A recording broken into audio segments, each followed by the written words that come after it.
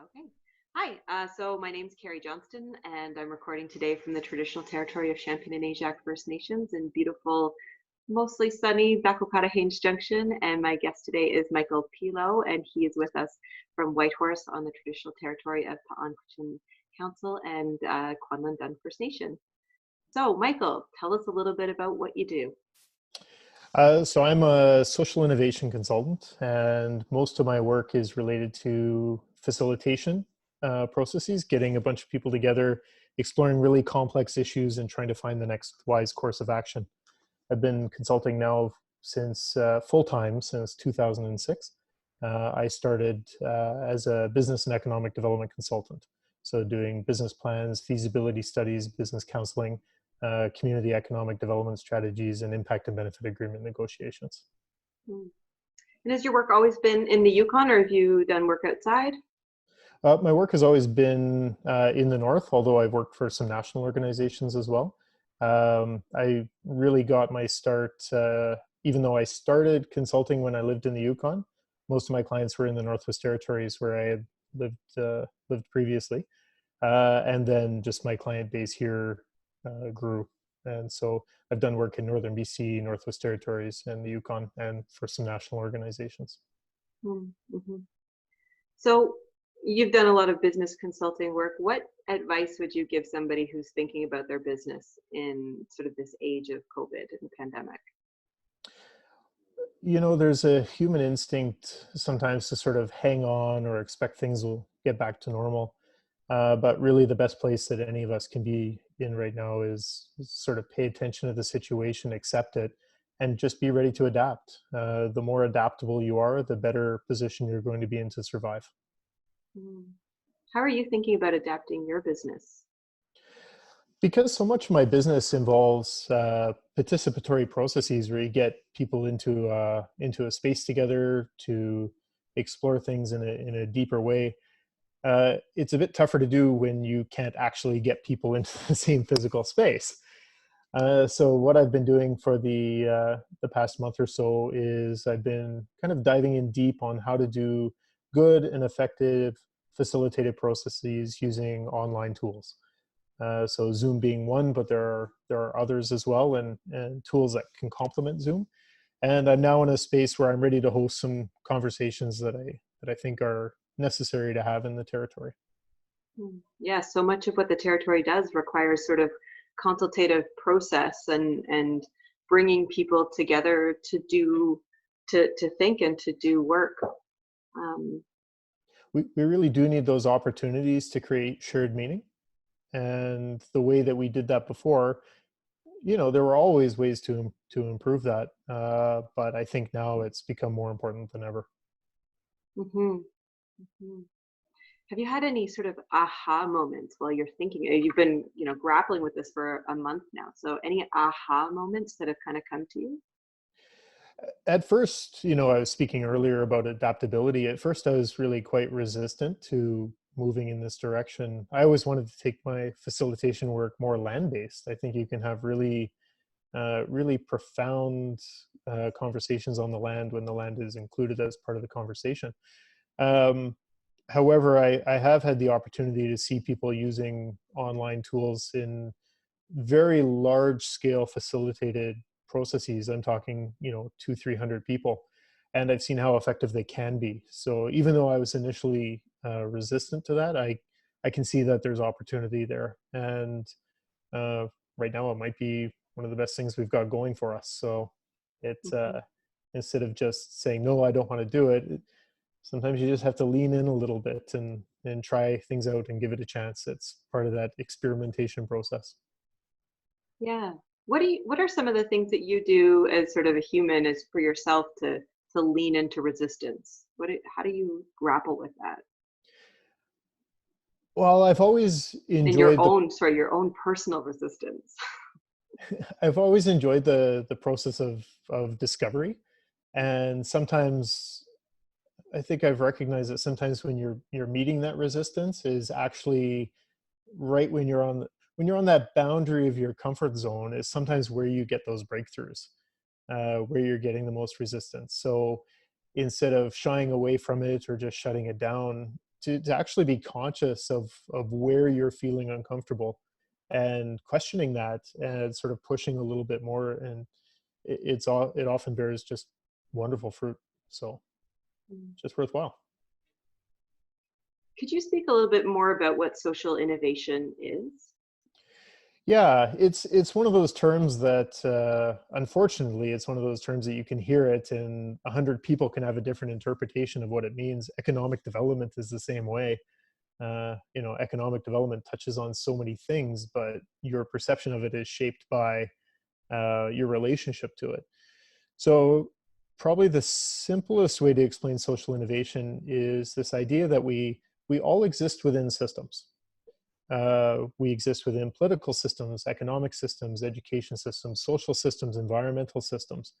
And all of those systems interact with each other and they all produce certain outcomes. Sometimes those outcomes are desirable and sometimes they're really not. Oftentimes those systems are not even all that deliberate. They've just kind of formed, and because they work for most people, we just accept them as they are. But they don't always work for everybody. So social innovation is really about not just looking at the outcomes, but questioning how can we look at these systems and how can we adapt these systems or even completely overhaul these systems to produce better outcomes. And sometimes that means incremental change, and sometimes it means absolute disruption. So a social innovation process takes you through that questioning, coming into a deeper understanding of those systems and the outcomes that they're producing, and trying to find other ways to intervene in or reinvent that system where it will start producing better outcomes. Can you give any examples of sort of where we've seen social innovation here in Canada or Yukon territory? Yeah, there's all kinds of examples. Sometimes social innovation is happening and people aren't even calling it social innovation, but it happens quite frequently. So in the territory, one example, a couple of years ago, they were looking to develop a strategy for Yukon's 8 indigenous languages, a revitalization strategy. And had that process gone with kind of a conventional strategic planning process, it might not have gone necessarily deep enough and might have all been contained within a document then that certain individuals would be responsible for implementing. But what we did instead, I was working with Sean Smith on this. We worked with the client and we managed to open it up. So we ended up having, I think it was between 60 and 90 people, depending on where we were over the course of 2 days, where we started exploring the factors that were contributing to Indigenous language loss. And there are multiple factors contributing to Indigenous language loss.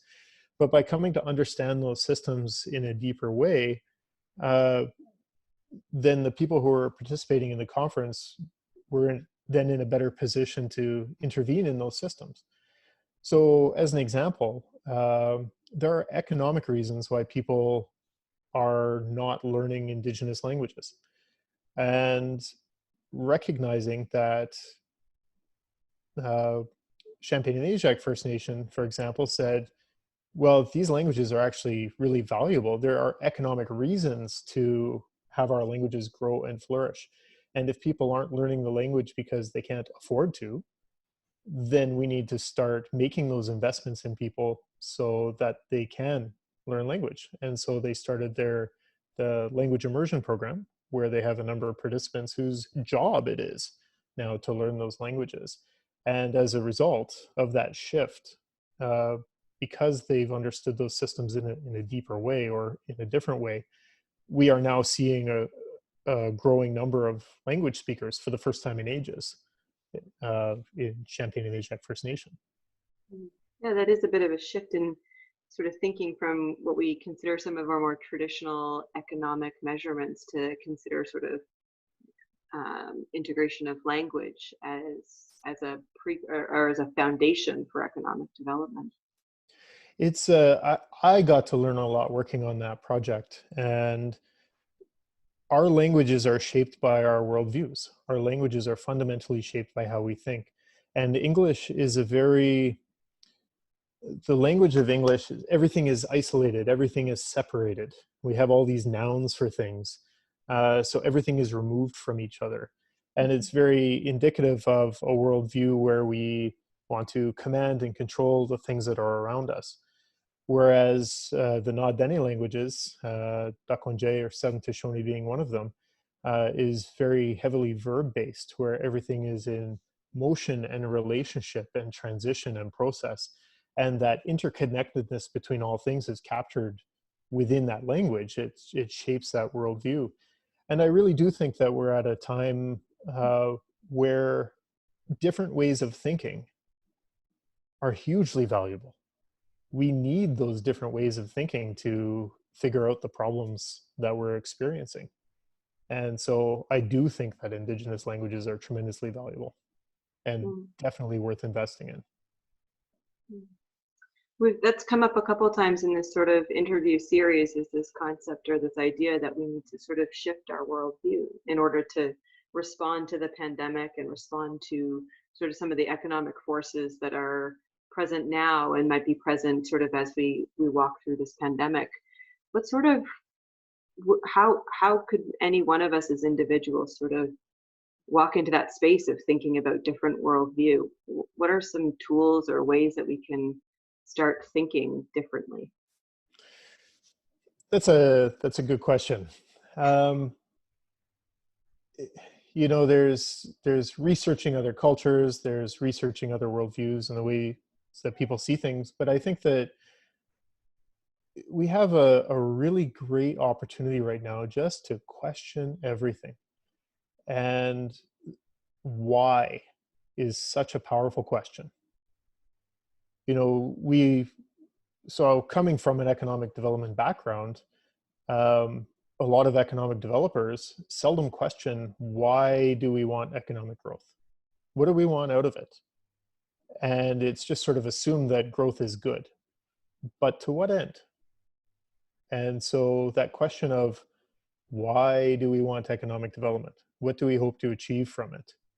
Is a question that we should be asking right now, because our economic systems are hugely disrupted right now.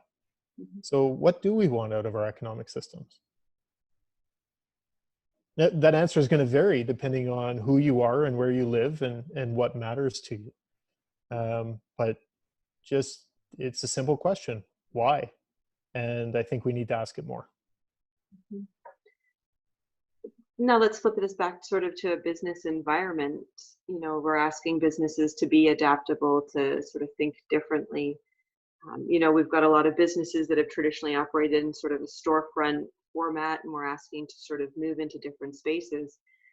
What are some of the tools, or how might business owners start to sort of move themselves into that space? It's really going to depend on each business and why they're doing their business and what they hope to get out of their business, um, who their customers are. It's you know, there isn't a one size fits all approach. Mhm. There really isn't. Um, every business exists within an ecosystem, and every business fills certain niches. And sometimes it requires a bit of experimentation to understand that niche, and not every business is going to survive. But the ones who are the most adaptable and who know why they want to be there will probably do the best. That focus on why. Yeah. Mhm. What are some of the wellness practices that you're using to kind of get you through this period? Um, so I love being with my fiance and having conversations. Being with her is awesome. It's very comforting. But also, I like getting out on the land. I like going for walks and just being in the trees and being outside. That I find grounding. Um, it it creates that space for reflection, which I think is important. It's so easy. So many of us have been in a go go go mode for such a long time that going into a space of quiet and a space of reflection feels super uncomfortable. Uh, but I think that's really important. It's if you think of it like a merry-go-round, you know those merry-go-rounds in playgrounds that you pretty much can't find in playgrounds anymore? Yeah. I think there's one at Kukatsun, but that might be like the only one left in the world. Um, what's it like when you're on that merry-go-round and it's spinning? Like, describe it for me. I guess it's dizzying. Um, but I don't know. I guess like it sometimes the feeling like there's sort of like a lightness that sort of happens here as everything's sort of like moving around. And is everything kind of blurry as you're flying along? I guess I guess so, but in my mind, my eyes are closed. Like it's a more of a sensation than it is a visual, but sure. Yeah. And when you're on that and it's spinning around, are you just like holding on for dear life? Oh, probably. Yeah. Yeah. There's a crazy thing that happens, and that's how like most people spend their lives, right? Is just Mhm. hanging on as the world spins and you're doing the best you can, and it takes a lot of effort. And but there's a crazy thing that happens when you can find the still point. When you get to the center of that merry-go-round, you can just sit on it. Mhm. And all of a sudden everything becomes clear. You can take your time and pay attention to things. And you can see the people hanging on for dear life, but when you find that still point, everything becomes easier to understand. Mhm. And when you're running a business, often it's go, go, go, go, go, go, but it's not always all that productive. And if you can learn how to get into that still point, if you can learn how to get into that place of calm, where all those churning thoughts can settle down a little bit, you can start to see what's actually important. You can start to see where the smart places to intervene are, where you can do almost minimal effort for maximum effect. But it requires learning how to just go into that space. So it's a difficult skill, but it is one that can be learned. Mhm. Any aha moments for you over the past couple of weeks? Yeah. Um, I was out of the country and came back and went into 14 days of quarantine. And local politician Kate White did a telephone town hall. And because I'm curious about how do we do community engagement now, I listened in on this telephone town hall. And there were opportunities for the listeners to ask questions. And there was a listener uh, who was talking about how she was lonely and didn't have anybody to talk to and how that was scary. And I was quite happily in quarantine. I worked out of my house anyways. Not that much has really changed. And I realized that there are probably a lot of people that I'm completely not aware of who are in similar situations. And it just so happened that I was developing a 1-800 line for a community engagement process for people who don't have internet. Um, and well, it's pretty easy and inexpensive to set up a 1-800 line. So I reached out to Kate White and offered I could set up a 1-800 line if we can find someone to help manage it. And she found a dispatcher, and we set up the line, and volunteers started coming out of the woodwork, but hardly anybody phoned the line. And it was shared. People were like, "Oh, this is great," but hardly anybody phoned the line. And looking at the number of people who've come out of the woodwork to volunteer and how many people have actually phoned the line, I think I'm learning something or realizing something about human pride, about how perhaps we all crave that connection, but there's a real difference in admitting vulnerability and, you know what, I just need to talk to somebody, I'm going to phone this line, versus I'll talk to somebody but I'll do it as a volunteer. I want to be helpful, I want to have purpose.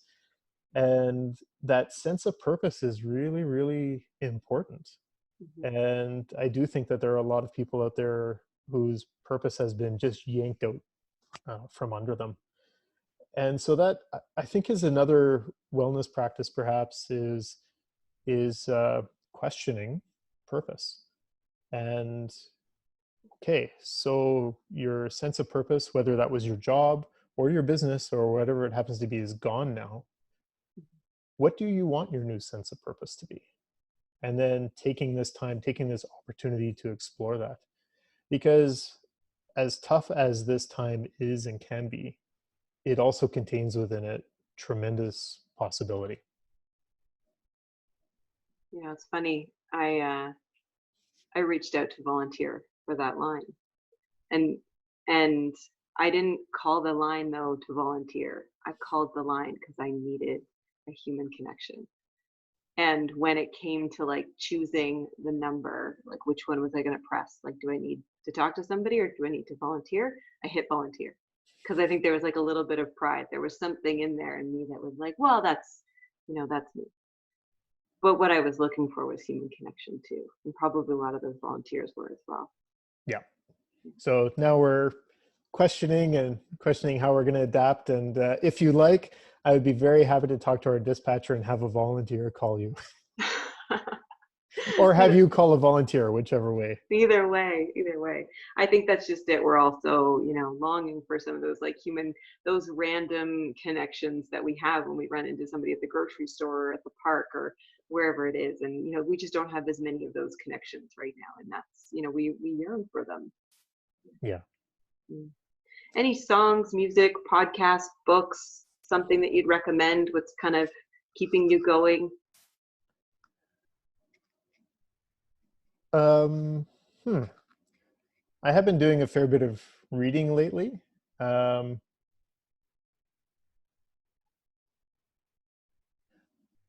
read a book a little while ago that I often come back to. I've read some really good books lately, but one that I've been coming back to lately is a book by Dmitry Orlov. And Dmitry lived in Russia, or had just moved out of Russia when Russia collapsed. And his book is called The 5 Stages of Collapse. And what he does is he goes through these often very predictable patterns of collapse through time. So the Roman Empire, other countries, etc.